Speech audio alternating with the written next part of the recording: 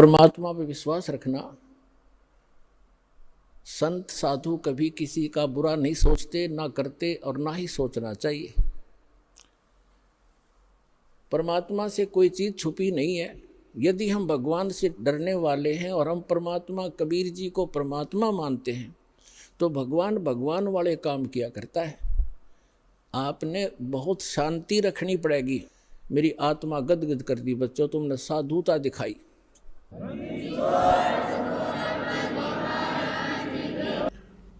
सुन रामानंद राम हम और मैं बावन नरसिंह। कहती है लीलाएं मैंने ही की थी। वो कबीर इज गॉड। बोलो सतगुरुदेव की जय हो। और किसी के जच्चे भी कोई ना इस अतिथि में तो जच वही हंस है जो अपने गुरु के प्रति एक इतनी भी आस्था बिगड़े नहीं मन में, चाहे कोई सारा समाज कह ले। आज इस दास के साथ वही लीला हुई, क्रोथा कांड।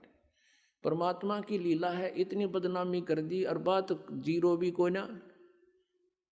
गुंडा गर्दी करते थे, आश्रम में न्यू करते थे, और न्यू होता था, जुल्म होता था, समाचार पत्रों में प्रकाशित करवा दिया। या लीला परमात्मा की थी आप जी को परखने के लिए।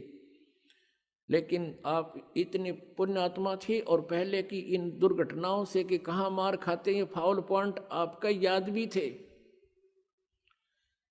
इस कारण से आज आप सफल हुए और उसका ये परिणाम देख रहे हैं। पहले से कई गुना परमात्मा की प्यारी आत्माएं उमड़ कर आई हैं। आपके हृदय में ये समाया भी नहीं कि ये बकवास क्या कर रहे हैं, क्योंकि आप आंखों देख रहे थे और इसका ये परिणाम हुआ। परमात्मा की रजा में राजी रहना सीखना पड़ेगा अपने। परमात्मा चाहे किसी प्रकार भी आपको रखता है, चाहे भूखा रखता है, प्यासा रखता है, पर कहते ये ऐसा नहीं होगा कि भूखा और प्यासा आपको रख ले भगवान, क्योंकि ये दयालु मालिक है।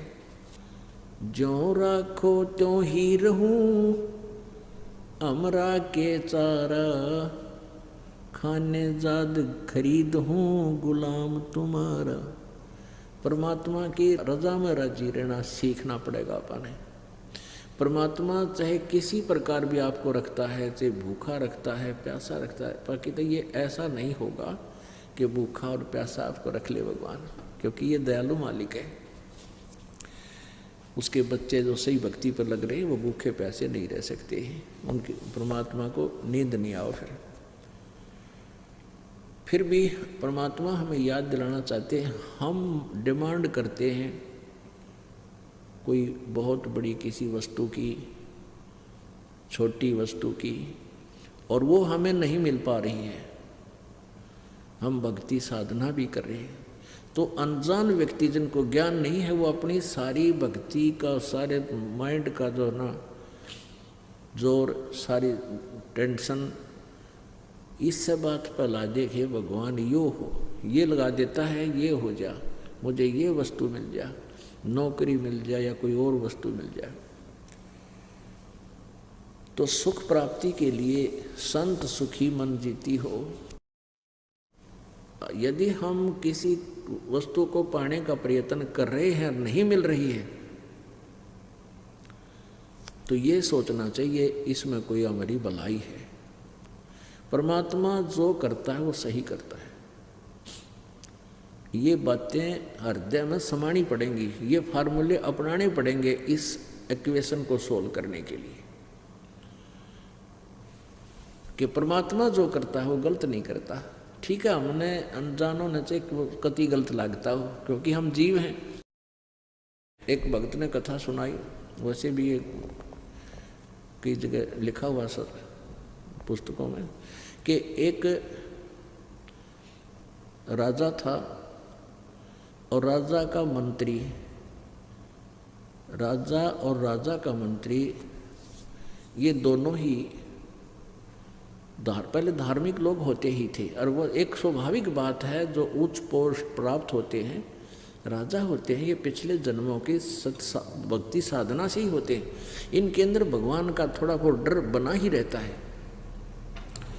तो राजा को इतना विश्वास नहीं था प्रभु पे, लेकिन मंत्री जी को, मुख्य जो उसका मंत्री था, महामंत्री, उसको बहुत विश्वास था परमात्मा की एक एक वाणी पे। एक दिन राजा अपने खड्ग की, अपनी तलवार की धार चेक कर रहा था, किसी से बातें कर रहा था और महामंत्री वहाँ खड़ा था। और उस महामंत्री से अन्य मंत्री जो थे वो बहुत चिढ़ते थे कि राजा इसको महत्व बहुत देता है। आगे पीछे से राजा के कान भी भरते थे कि ये महामंत्री आपका अच्छा नहीं है, ये आपका जो है हितैषी नहीं है, हमने इसके बारे में ऐसा सुना। लेकिन राजा नहीं मानता था, क्योंकि राजा ये मानता था कि धार्मिक आदमी है, भगत आदमी है, गलत नहीं हो सकता, ये ईर्ष्यावश बोल रहे हैं।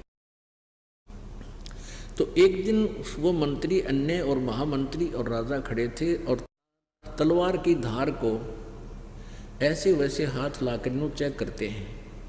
राजा का बातों में ध्यान हो गया और वो धार तलवार की इतनी तेज होती है, उंगली कट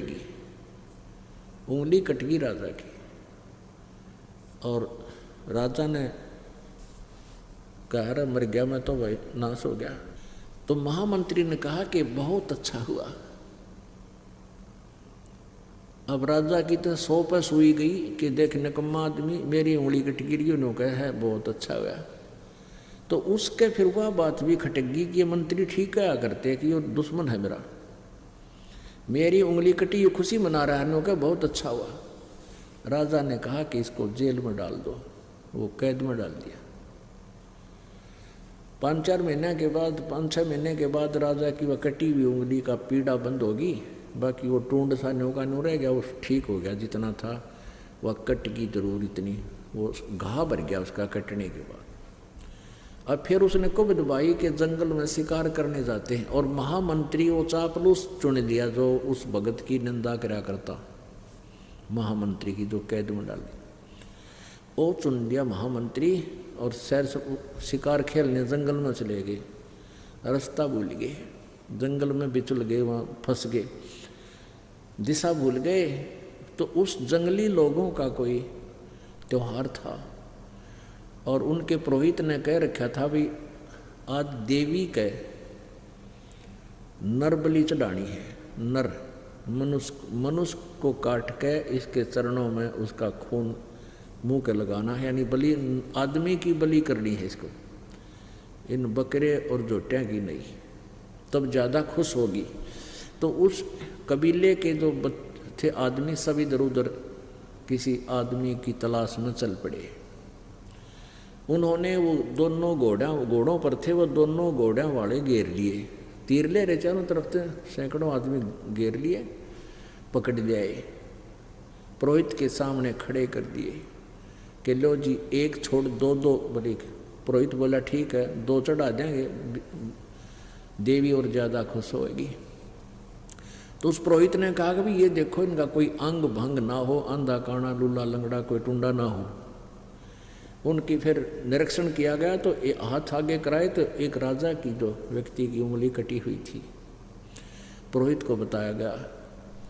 पुरोहित बोला भाई ये नहीं चलेगा, इसको छोड़ दो। और राजा ने छोड़ दिया और चापलूस चढ़ा दिया। वो महामंत्री जो सेकंड बनाया था साहब, उसकी काट के गर्दन और कर दिया फारिग। अब राजा की तो जान बची, लाखों पाए, डाकों डाक घर आए। घर आकर उसने रास्ते में 100 बार शुक्र मनाया कि उस दिन महामंत्री सही कह रहा था भगत जी, अरे आंगली कटी तो बहुत अच्छा गया, ओए होए ये तो उंगली ना कट रही होती तो जान गई थी मेरी।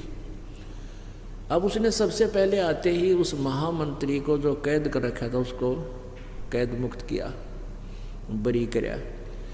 और फिर उससे कहा भगत जी आपको मैंने पीड़ा दी, इसकी क्षमा करना, आपकी वो बात आज सत्य सिद्ध हुई। आप कह रहे थे ना उंगली कटी, तो आपने कहा था बहुत अच्छा हुआ भाई, मेरे लिए तो घना अच्छा हो गया, उंगली कट गई, उंगली कटने से मेरी जान बच गई।